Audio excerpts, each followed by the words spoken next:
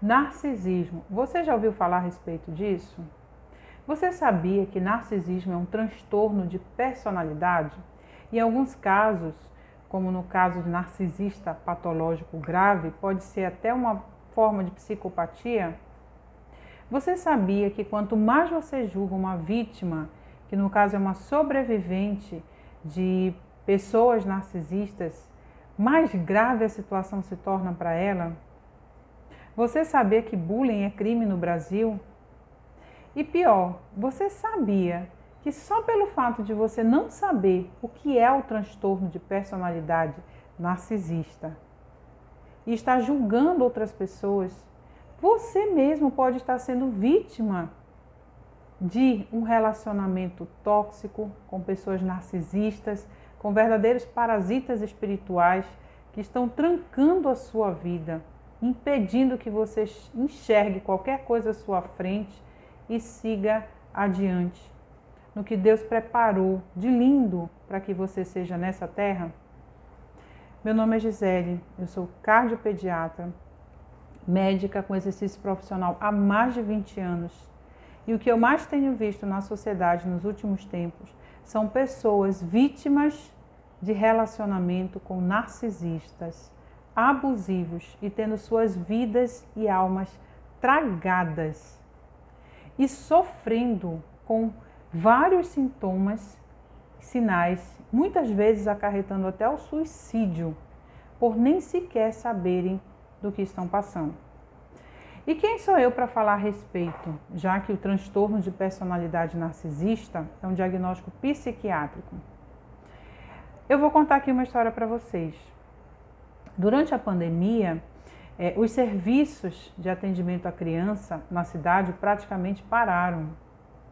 As crianças só conseguiam ter atendimento nas UPAs, nos atendimentos de pronto-socorro. E quando chegavam lá, muitas famílias ainda escutavam: o que é que você trouxe essa criança aqui? Por que é que você trouxe? Está querendo contaminar por Covid e matar? Eu mesma passei por isso. E aí, gente, o que que acontece? As crianças ficaram trancadas em casas isoladas, com adultos doentes em todos os sentidos. Numa situação normal em que não há o isolamento, as crianças têm onde gritar por socorro, na escola, por exemplo.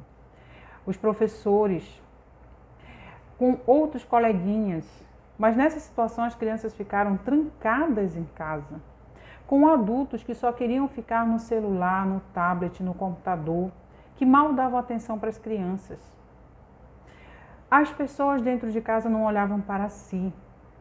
Foi o período em que teve um aumento explosivo no país de violência doméstica à mulher, de abuso à criança, violência sexual, psicológica, patrimonial. Foi o período em que mais a Lei Maria da Penha, ela esteve aí em franco, como é que eu posso dizer para vocês assim? Porque muitas pessoas nem sabem o que é a Lei Maria da Penha verdadeiramente. Mas foi o período em que mais as pessoas foram vítimas, estavam enquadradas na Lei Maria da Penha e nem sabiam. Porque violência não se trata somente de violência física, mas também patrimonial, psicológica, moral e outras coisas. E o que acontece? Como eu não parei os atendimentos durante a pandemia, graças a Deus eu não adoeci na pandemia, eu fazia nesse período 6 UTIs de sobreaviso, mais atendia nas clínicas, ainda nos serviços públicos e privados de Natal. O que eu mais vi foi um período em que as famílias eram para estar juntas, unidas e se reencontrarem, aproveitar este período para restabelecerem os laços consigo e com os seus ao redor. Mas, pelo contrário, houve uma verdadeira devassa na vida da maioria do povo brasileiro.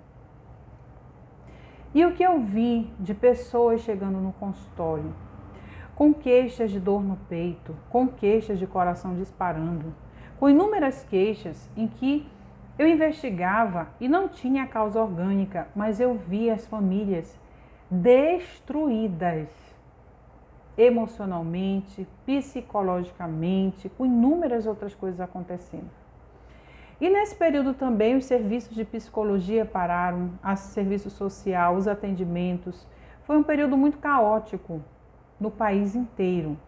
As pessoas não tinham para onde pedir socorro. Então eu tive que criar estratégias para poder prestar assistência a essa população. E graças a Deus, com o advento da internet, muitos excelentes profissionais começaram a expor seu conhecimento. Instagram, Facebook, TikTok, em todas as redes, YouTube.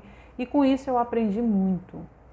E foi através disso que eu consegui, através dessa maneira, entrar em contato com profissionais renomados no país.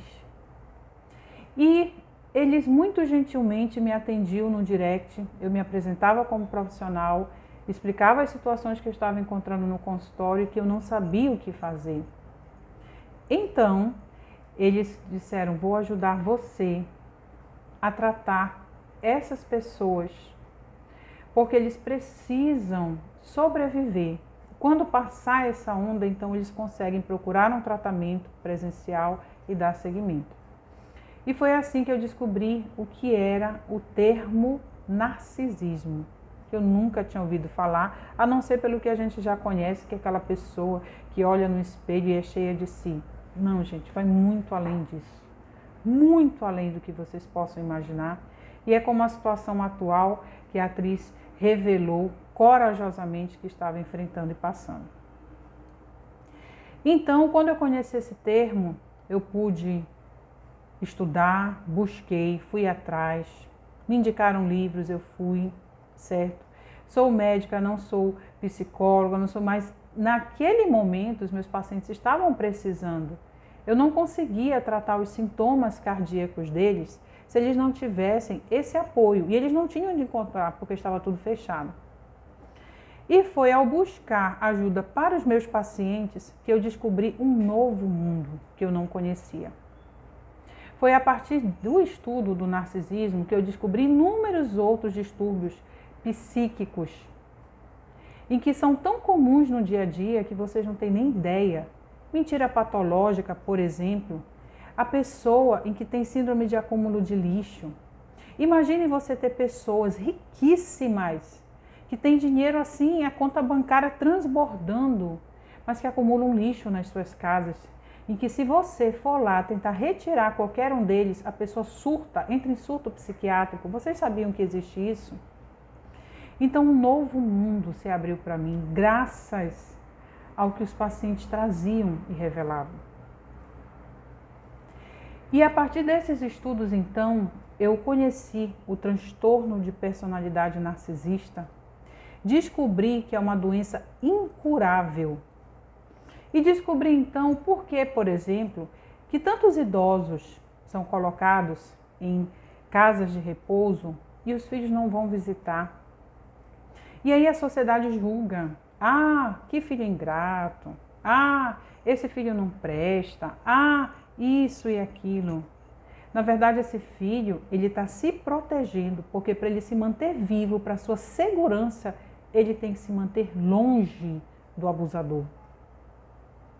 Você sabia que existem situações em que a pessoa, ela é tão vítima, em que às vezes a pessoa diz assim, eu não sei por que essa fulana está com esse marido, com esse ciclano, em que ele só abusa, só faz coisas com ela, a gente fala e não escuta, não quer sair desse relacionamento. Ela está num relacionamento narcisista patológica grave, ela já teve a alma tragada, ela não consegue enxergar mais um palmo à sua frente. Então ela não tem forças para sair desse relacionamento. É algo muito mais complexo do que vocês possam imaginar. Então, antes de julgar, procurem conhecer, saber do que se trata, porque você pode estar sendo vítima de um relacionamento narcisista e nem sabe. E o pior, se você nem sabe, você é um sobrevivente e não sabe. E se você quiser ter sua vida resgatada de volta, você precisa conhecer o que é o transtorno de personalidade narcisista.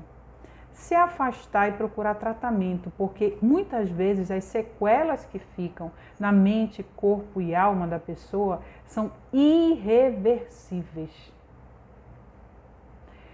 E aí eu vou deixar finalizando aqui com vocês com um caso do consultório para vocês entenderem qual a importância de se conhecer. Vocês sabem que eu sempre falo aqui, o conhecimento liberta, o conhecimento transforma, a educação salva, e eu sou prova viva disso. Porque quando eu descobri o que era o transtorno de personalidade narcisista, e eu olhei ao meu redor, eu vi que eu estive a minha vida inteira cercada de pessoas narcisistas, alguns patológicos graves. E foi graças ao que os meus pacientes trouxeram.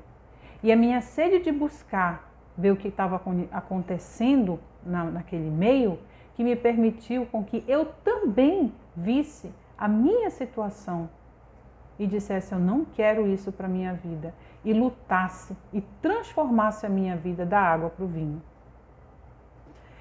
O caso era o seguinte, eu estava no consultório, entrou a senhora, a avó da criança, e a queixa era, doutora, ela se queixa muito de dor no peito, menina de 10 anos de idade, bem magrinha, pálida, não falava nada, super introvertida, só olhando para o chão. E a avó o tempo todo dizendo, porque essa menina é uma danada, essa menina é uma imprestável, essa menina é uma preguiçosa, só quer dormir. Essa menina, enfim, falando inúmeras coisas da menina. Eu examinei, escutei toda a história e fiquei com muita pena daquela criança, porque eu imaginei se essa criança todos os dias está nesse contexto, ela está em depressão grave, ela não consegue se alimentar. Ou sabe Deus se está passando fome dentro de casa, tendo comida. Pálida desse jeito, provavelmente não está pegando sol, não olha pra gente, não tem olhar, ela olhava só para o chão. O tempo todo olhando só para o chão. Aspecto de quem tinha medo de quem vivia coagida. Aí aquela avó falou assim para mim, porque eu moro dentro de casa, com meu marido que é acamado, eu tenho que dar banho nele, eu tenho que cuidar dele, eu tenho que cuidar dela, não sobra tempo para cuidar de mim, e foi falando inúmeras outras coisas. Então eu disse para ela, olha, eu acho que a senhora precisa, é uma sugestão, de um psicólogo, psicoterapia, e sua família, a carga que vocês carregam é pesada, precisa de apoio. Será que não há uma depressão aí, tanto da sua parte como da parte da sua neta? Aí ela me disse assim, doutora, o próximo paciente é meu neto. A mãe dele vai entrar com ele. Diga isso para ela é minha filha, porque se eu falar que eu estou em depressão, ninguém vai acreditar. E aí eu disse, sua filha vai entrar, sua filha é mãe da mocinha que está aqui com a senhora? Ela disse, não, essa daqui eu tenho que criar, eu sou obrigada a criar dela porque a mãe dela não quer saber dela. E isso a menina escutando tudo em sala. Quando a mãe, quando entrou o outro paciente, que era filha dessa senhora, mãe do garotinho, eu não falei nada sobre a consulta. Então, fui atender a criança, ela muito amorosa com o filho com aspecto bem saudável, não parecia ter nenhum transtorno, totalmente diferente da situação da sobrinha dela.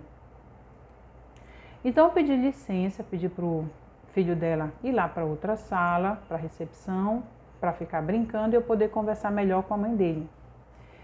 E eu disse, olha, eu vou expor o que aconteceu na consulta anterior, porque a sua mãe disse que eu poderia expor. E eu estou tentando ajudar aqui vocês, certo? Então eu contei para ela algumas coisas do que tinha acontecido em sala. Por exemplo, eu disse para ela, olha, sua mãe, ela parece estar com um aspecto cansado, depressivo, ela disse que precisa cuidar do esposo, acamado, que é doente, que tem que dar banho nele, que o corpo dele é muito pesado, não dá conta. Aí a filha ficou me olhando assim e disse, como? Doutora, essa história não bate. O meu pai, ele é super saudável. O meu pai faz tudo em casa. O meu pai lava, passa, até hoje ajuda a minha mãe em tudo. A minha mãe não faz nada em casa, tudo é meu pai. Aí eu falei sobre a situação da menina, da sobrinha dela. Aí ela começou a falar para mim assim: doutora, a minha irmã queria criar a filha, mas a minha mãe não deixa. Quando a minha irmã se separou, a minha irmã precisou deixar 1 mês a filha com a minha mãe, a avó, né, no caso, porque ela precisou se organizar, ver um novo lugar para morar, um lugar para trabalhar para poder sustentar a filha. Ela demorou 2 meses. Quando ela voltou, a nossa mãe, ou seja, a avó da menina, não deixou mais ela levar a filha, ou seja, a neta. E pela situação, pelo que eu entendi, a avó encarcerou a neta e transformou a neta em empregada da casa. A criança vivia sob um relacionamento abusivo, tóxico, violência psíquica, emocional, tudo que vocês possam imaginar constantemente. Então, ela disse para mim, certo? A tia da menina. Inclusive, a minha irmã queria vir para a consulta com ela hoje e a minha mãe não deixou. Não deixou nem ela pisar aqui. Disse que ela não sabe cuidar da menina, que só quem sabe cuidar é ela. E aí eu tive que falar para ela claramente. Eu disse: meu amor, você já ouviu falar sobre narcisismo? Narcisismo patológico grave, mentira patológica. E fui falando vários outros diagnósticos. Ela disse: nunca ouvi falar disso, doutora. Eu disse: sua família está gravemente enferma. E se você não tomar uma atitude, a sua sobrinha vai morrer. Porque ela está dando sinais claros, de que ela está gritando, ela está pedindo socorro, o coração palpitando, é um grito de socorro. Me salvem, eu estou para morrer. Se ninguém fizer nada nessa situação, a sua sobrinha vai morrer. E a sua família vai morrer junto.